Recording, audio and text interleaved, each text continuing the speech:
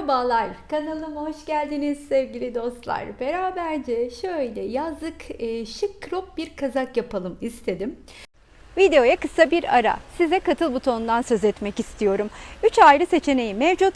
Şayet arzu ederseniz kendinize uygun olanı seçip bana destek olabilirsiniz.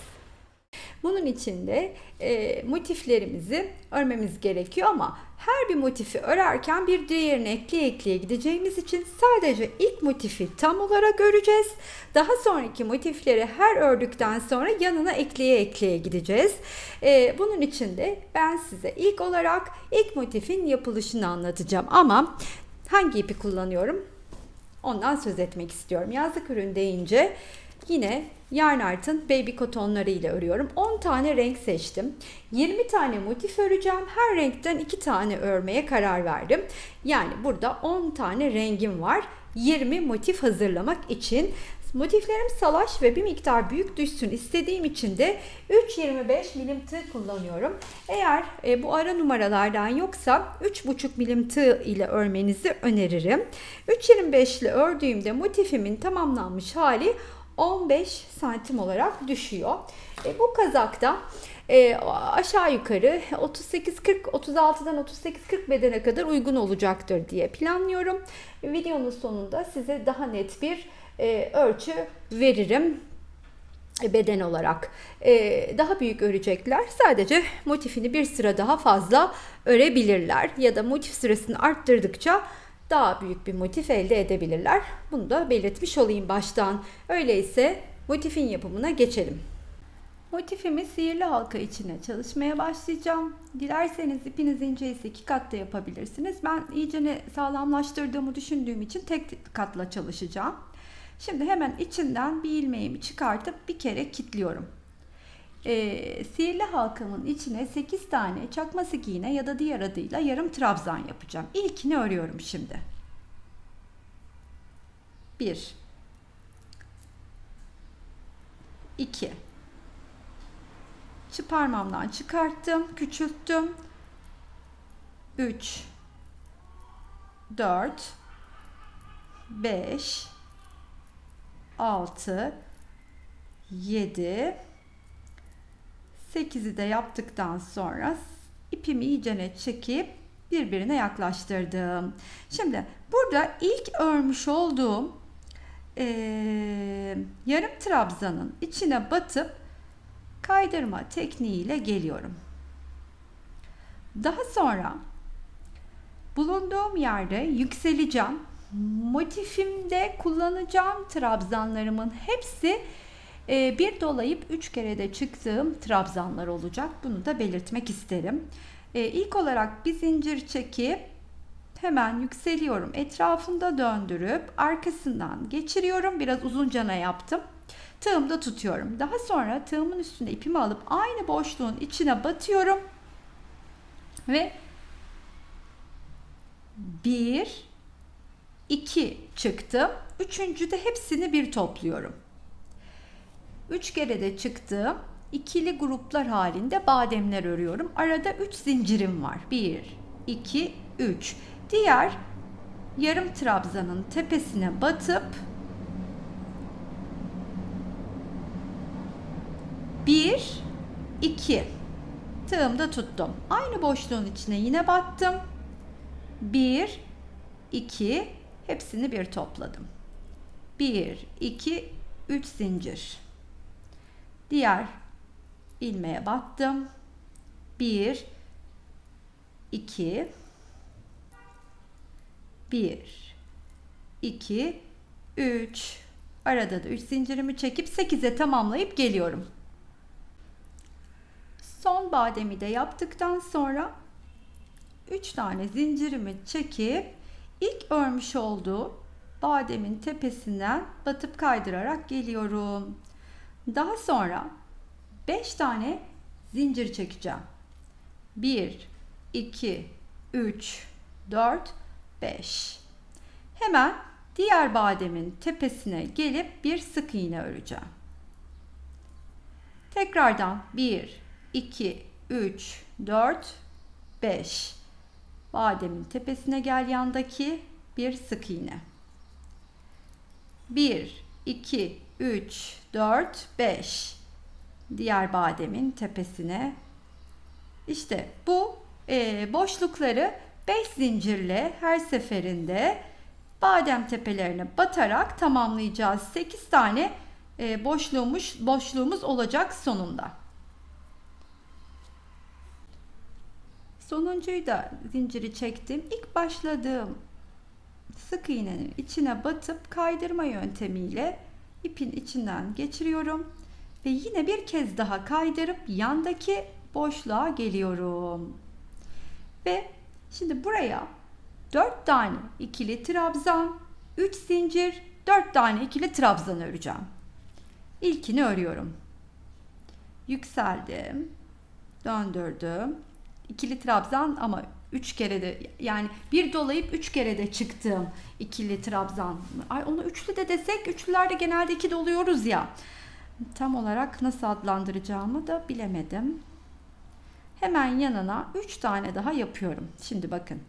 1, 2, 3. 3 kere de çıktım. Bir doladım. 1, 2, 3. 4 tane yan yana yapıyorum. 1, 2, 3. 4 oldu. Arada 3 zincirim var. Aynısından yine yapacağım. 1, 2, 3. 1, 2, 3.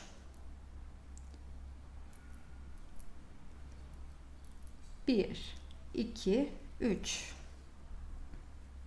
Daha sonra 4'e tamamlayıp 3 tane yine zincirimi çekeceğim. 1, 2, 3. Yandaki boşluğun içine gelip bir sık iğne örüyorum. Tekrardan 1, 2, 3 zincir. Yandaki boşluğun içine yine 4 tane trabzanımı örüyorum.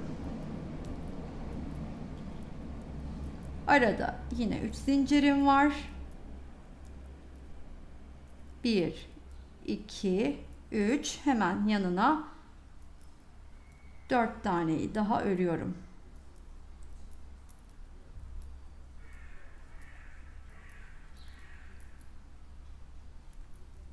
Üç ve 4. 3 zincirimi çekiyorum. Yine buraya yandakine batıp sık iğne. İşte bu mantıkla da bu sırayı tamamlıyorum. Buraya kadar geldim. Şimdi burada bir sıraya geçtiğimde ortada kalmak istiyorum. Yani aslında buraya gelip kaydırma yöntemiyle de buraya kadar gelebilirdim ama hani o görüntüyü çok sevmediğim için şimdi burada bir zincir çekeceğim. Sonra tığın üstüne ip alıp ilk trabzanın tepesine batacağım ve şöyle kaydırma yöntemiyle ortaya geleceğim. Buradan da 1, 2, 3, 4, 5 zincir çekip köşeye geleceğim. Köşeye gelip 3 kere de çıktım. İkili trabzanlardan bu defa 5 tane öreceğim.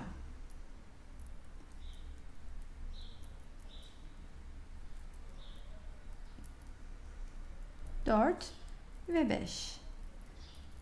Yine ortada 3 tane zincirim var.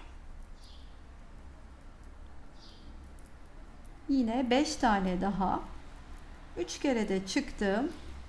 Trabzanımı örüyorum. 4, 5. Sonrasında 5 tane zincirimi çekip burada 3 zincir çektiğim boşluğun içine batıp bir sık iğne örüyorum. Sonra 1, 2, 3 zincir çekiyorum. Buradaki boşluğa gelip bir sık iğne daha örüyorum. Daha sonra 1, 2, 3, 4, 5 zincir çekiyorum. Buradaki köşeye gelip yine 5 tane trabzan Arada 3 zincir. Bunu da birlikte bir geçelim.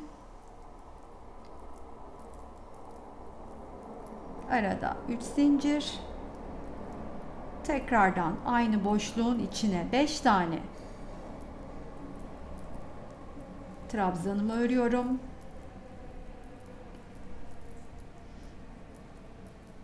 Sonrasında 5 zincirimi çekiyorum. 1, 2, 3, 4, 5. Şuraya gelip batıp sık iğne, 3 zincir, sık iğne, 5 zincir ve tekrarlıyorum yine köşelere. İlk başladığım noktaya gelmek üzereyim. 5 zincirimi çektim. Şuradaki üçlünün içine bir sık iğne örüyorum. 3 zincirimi çekip burada ilk ördüğüm, yükseldiğim, hani ortaya düştüğüm yer vardı ya, onun içine batıp hemen kaydırma yöntemiyle çıkıyorum. Şimdi sıra bir üst sıraya geldi. Burada ise artık üçlü gruplar halinde öreceğim trabzanlarımı, arada 3 zincirle. İlk olarak şuraya geleceğim hemen. Bir tıkla böyle hemen aşağıdaki yandaki kaydırarak geçiyorum yana. Bir zincir çekip yükseliyorum. Etrafında dolandırıp yanına da 2 tane daha 3 kere de çıktığım trabzanımı örüyorum.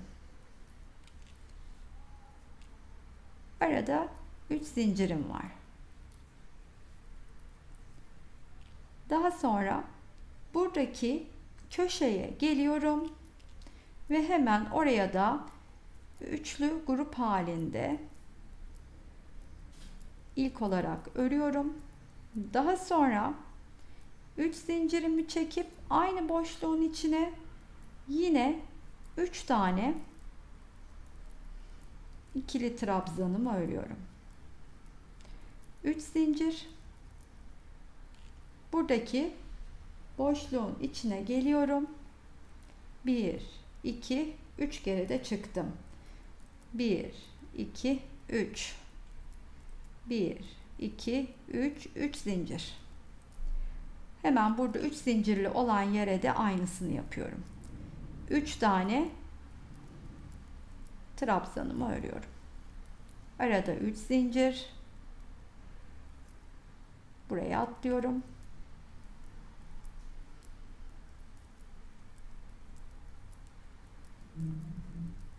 Üç taneyi örüyorum. Bu şekilde ilerliyor motifim. Tekrardan 3 zincir. Buradaki boşluğa geliyorum.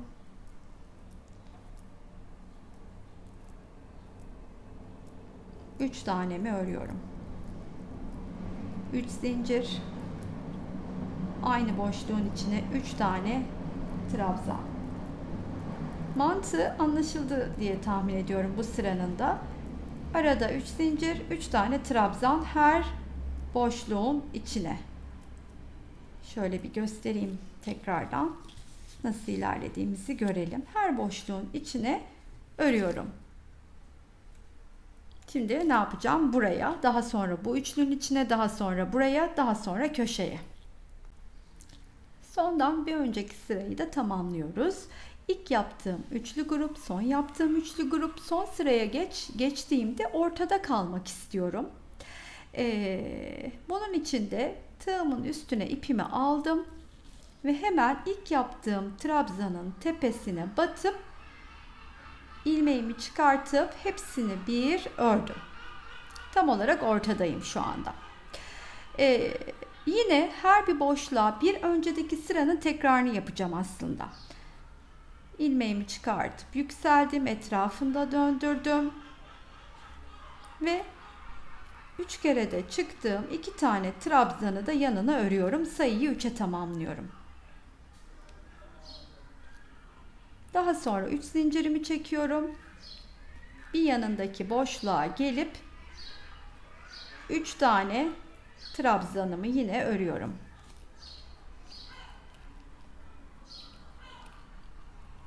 Üç zincir. Köşeye geldiğimde de yine 3 tane trabzanımı örüp 3 zincir çekiyorum. Daha sonra aynı boşluğun içine 3 tane daha ikili trabzanımı örüyorum.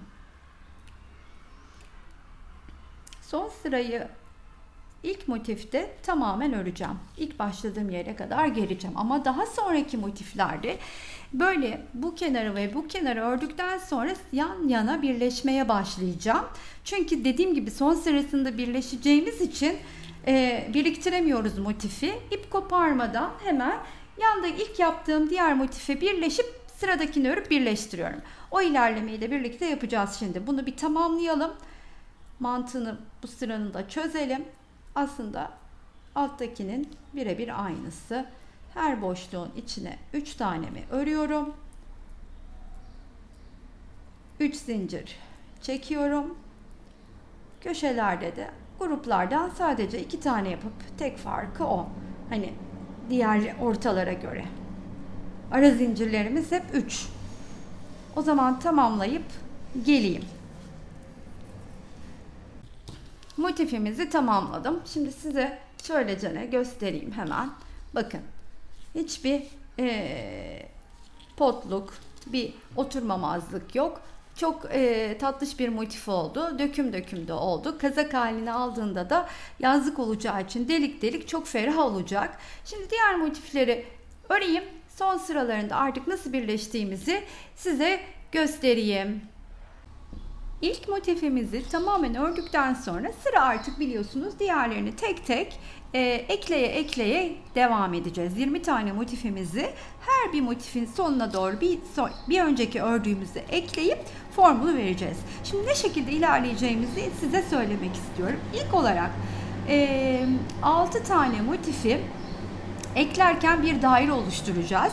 5 taneyi şimdi size gösterdiğim şekilde ekleyelim. 6.'yı daha sonra beraber eklemeye geçeceğiz.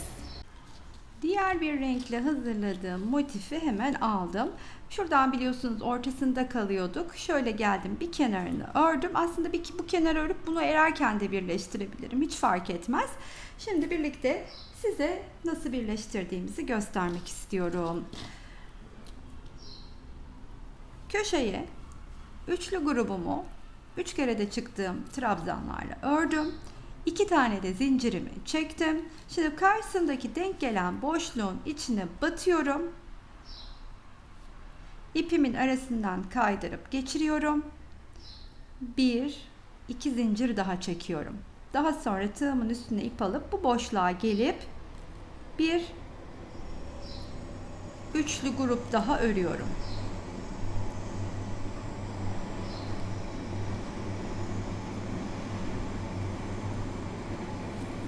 Daha sonra yine bir zincir çekiyorum. Burada köşede 2, ortalarda bir zincir çekiyorum. Karşısındaki boşluğa batıp arasından kaydırarak geçirdikten sonra önce bir kitleyip sonra da bir zincir çekiyorum. Tekrardan buraya geldim. Yine üçlümü örüyorum ilk olarak.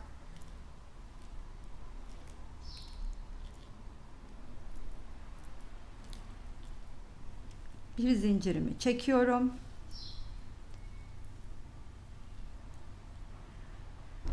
Arasından kaydırarak geçirip bir kitle, bir zincir. Yani 2 zincir de diyebiliriz aslında dönüşte. 1, 2, üçlü grubumu yine öreceğim. Köşeye gelene kadar aynı şekilde devam ediyorum.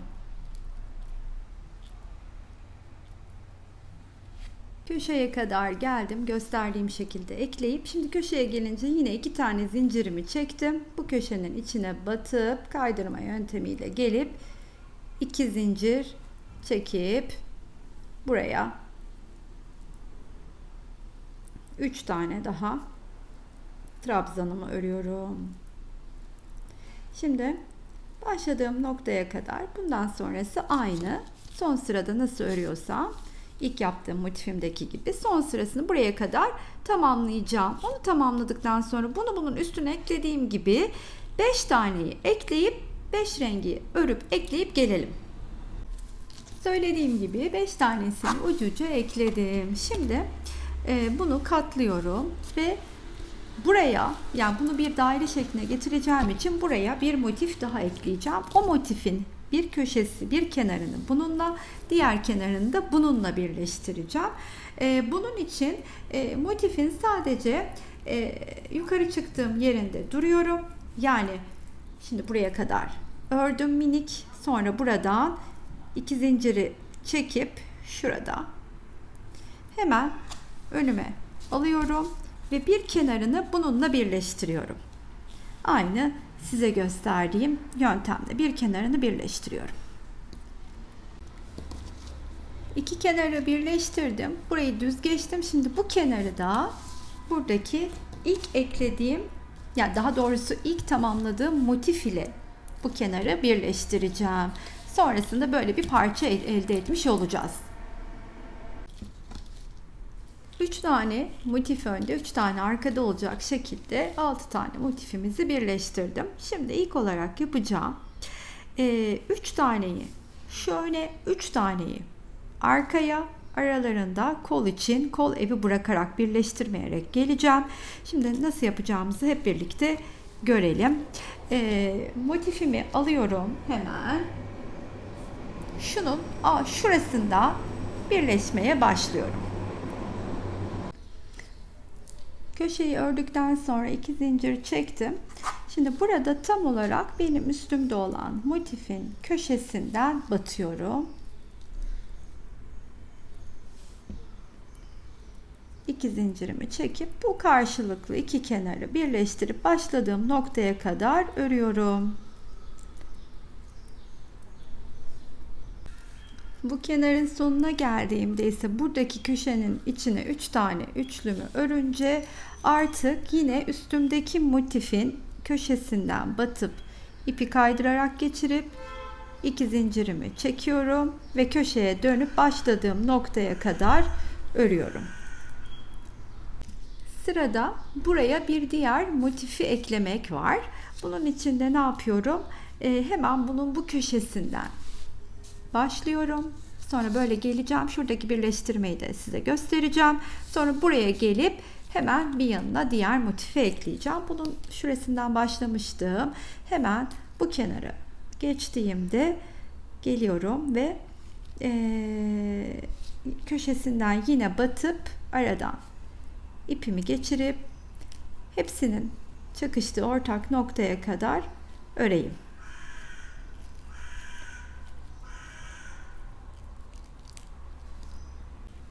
Hepsinin kesiştiği şu noktaya geldiğimde ise ilk olarak yanımdaki yeşil motifin köşesi, 2 zincir çektikten sonra köşesine batıp arada ipimi geçireceğim. Sonra bir zincir çekip burada beyaz olan motifin köşesini arasından geçirip kaydıracağım.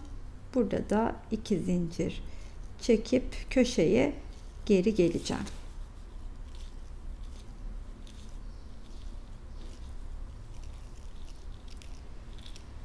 Ve bu üst kenarı beyaz motifin alt kenarı ile beraber birleştirip devam edeceğim böylece.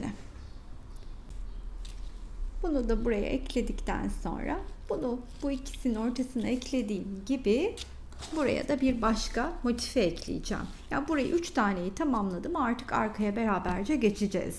Buraya ekleyip geliyorum.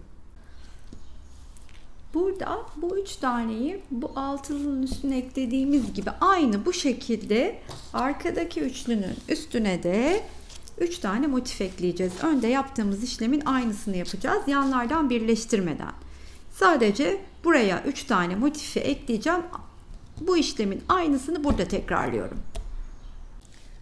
Buradaki 3 tane motifi de yerleştirdim. Önlü arkalı, bakınız, pardon, buradakini yerleştirdim. Diğerini birlikte yapmıştık.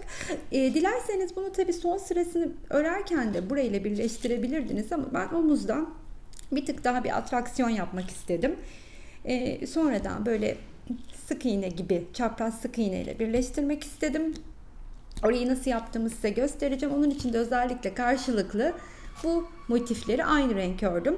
Farklı renkte olsa gayet güzel dururdu. Burada yine farklı bir renkle birleştirmekte zaten motiflerimiz renkli olduğu için hiç kötü durmazdı ama böyle yaptım. Şimdi nasıl yaptığımı buradaki işlemi size burada göstereceğim. İlmeğimi çıkartıp her iki motifin de köşesinden batıyorum ve bir sık iğne örüyorum. Daha sonra karşılıklı birbirine bakan trabzanların, şöyle göstereyim biraz daha net, yakınlaşalım. Arkasından olduğu gibi yani ilmeğin direkt arkasından batıyorum. İpi içinden geçiriyorum. Sonra buradan geliyorum. Buradan batıp yine ipi içinden geçiriyorum. Buradan batıyorum. Sıradaki trabzanın içinden alıyorum. Buradan batıyorum. Yine alıp kaydırarak ilmeğimin arasından geçiriyorum. Bunu yaparken elimi çok rahat bırakıyorum ki üstte kasma yapmasın diye. Şu 3 zincirli yere geldiğimizde de yine batıyorum. Bu defa sadece birinden batıp ipimi alıyorum. Daha sonra tekrar buna geliyorum, batıyorum. İpi aradan geçiriyorum. Bir kez daha aynı boşluğun içine yapıyorum. Sonra buraya gelip yine aradan geçiriyorum. Şimdi sırasıyla yine trabzanların içinden. Buradaki karar sizin yaka oyuntusunu ne kadar istediğinizle ilgili. Açık mı istiyorsunuz, kapalı mı? Ben mesela bir tık açık istediğim için şu kayık yakayı şuraya kadar aynı işlemi yapacağım. Şuraya kadar birleştireceğim. Daha kapalı isteyenler daha da kapatabilirler. Her iki tarafı da omuzdan birleştirmiş oldum. Şimdi kol evimize motifleri yerleştireceğim. İlk olarak buraya bir motif, sonra alta bir motif. Bunu eklerken her iki tarafı birleştirerek geleceğim. Şimdi nasıl yaptığımızı göstermek istiyorum. İlk olarak buraya bir motifimi ekleyeyim. Sevgili dostlar, videoya başlarken 20 motif demiştim ama şimdi kolunu ekleyip bir tarafını ekleyip denediğimde 4 motifle istediğim gibi durmadı. Yani ben böyle ellerimin üstüne dökümlü dursun. Kendi zaten kısa olacağı için böyle kolları uzun, bikini üstüne giymek, şortun üstüne giymek için planlıyorum. Ondan ötürü de 4 motif daha ekledim. Yani totalde 20 değil 24 motifle örüyoruz. Bu motifin 2, 4, 6, 12 tanesi bedende, 12 tanesi de kollarda olacak. Burada dipnot olarak bırakayım ve bir tarafını bakın nasıl ekledim göstereyim. Şimdi buradan kolu ekliyorum. Sonra diğer kolu da ekleyince hemen yanlardan eklediğim diğer motifle birleşiyorum. Burada yaparken daha iyi anlayacaksınız şimdi.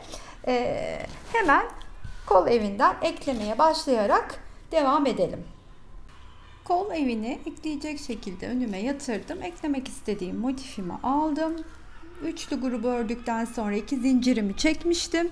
Şimdi hemen buradaki köşenin içinden geçirip 2 zincirimi çekiyorum ve hemen gelip burada üçlü grubumu örüyorum. Aynı gösterdiğim mantıkla bu kenarı buraya kadar gelip ekleyeceğim. Şuradaki köşenin içine batıp bitirip etrafını dolaşıp arkasındaki motifin eklemesine geçeceğiz. Kol altına geldiğimde şimdi burada farklı bir ilk motifte de bir farklı birleştirmemiz olacak. Onu göstermek istedim. İlk önce öndeki motifin içinden batıp kaydırıp kilitliyorum. Sonra buradaki arkadaki yeşilin köşesinden batıp geçirip bir kilitledikten sonra bir de zincir çekip burada başladığım noktaya kadar tekrar örüyorum. Tekrardan size göstereceğim şimdi. Ne yaptım? İlk önce bu öndeki motifin köşesine battım. Sonra da arkadaki motifin köşesine batıp birlikte kilitleyip ördüm. Şimdi başladığım yere gelip arkadaki motifi eklemeye geçelim beraberce. Bunu yerleştirmiştik. Şimdi sırada diğer motifi nasıl ekleyeceğimi göstereceğim. Sonra diğer alttaki 2 motifi eklemek zaten buradakiyle aynı. Yani şu kolda gösterecek olursam eğer kol evine yerleştirdikten sonra diğer 2 taneyi de kol ucuna doğru aynı şekilde ekleyeceğiz. Şimdi bunu hemen Şuradan eklemeye başlıyorum. Böylece ne geleceğim buraya kadar. Buraya kadar geldim. Şimdi buraya geldiğimde ise ilk buradaki mor lila motifin içinden batıp ilmeğimin arasından geçiriyorum. Bir kere zinciri çekip buradaki yeşilin de içinden batıp bir kere geçiriyorum. 1 2 zincirimi çekip hemen dönüp buradaki köşenin içine diğer üçlü grubumu örerken üst iki kenarı da birleştirmeye devam ediyorum. Şöyle göstereyim. Buraya kadar burada yaptığımın aynısını burada da yapacağım. Sonra geleceğim, dönüp burada başladığım yerde bitireceğim. Daha sonra 4 motifi de aşağı doğru aynı mantıkla birleştireceğim. Crop'umuzu tamamladım. Böyle bikini üstüne falan yazın kısa cropların üstüne de askılı cropların üstüne de çok rahatlıkla giyilebilecek şık bir crop oldu. Başta 20 motif demiştim. 10 renk kullanıyordum. Her renkten 2 tane motif örmüştüm. Sonrasında kolları uzatmak, biraz daha şu görüntüyü verebilmek adına bu ipten ötürü zaten bu şekli alıyor da verebilmek adına 4 motif daha ekledim. 2 bir kol için, 2 diğer kol için.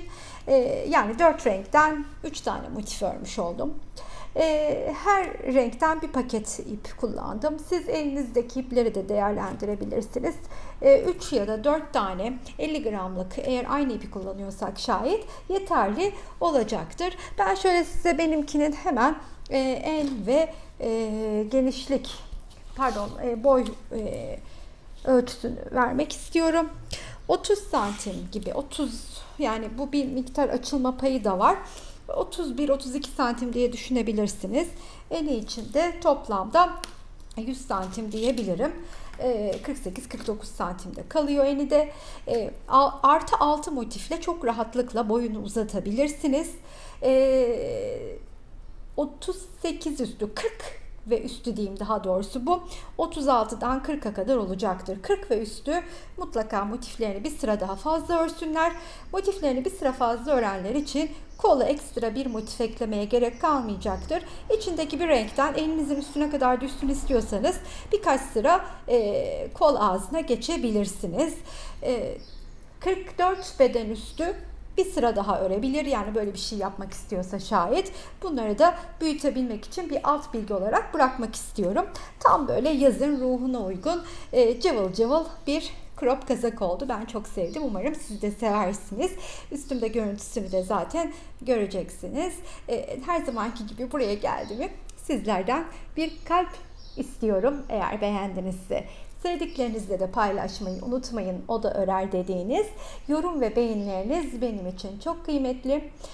Hala abone değilseniz abone olmanızı hatırlatmak isterim. Katıl butonundan size uygun seçenekle beni desteklerseniz mutlu edersiniz. Buraya kadar izleyen herkese çok teşekkür ediyorum. Sıradaki videolarda görüşmek üzere. Hoşça kalın arkadaşlar.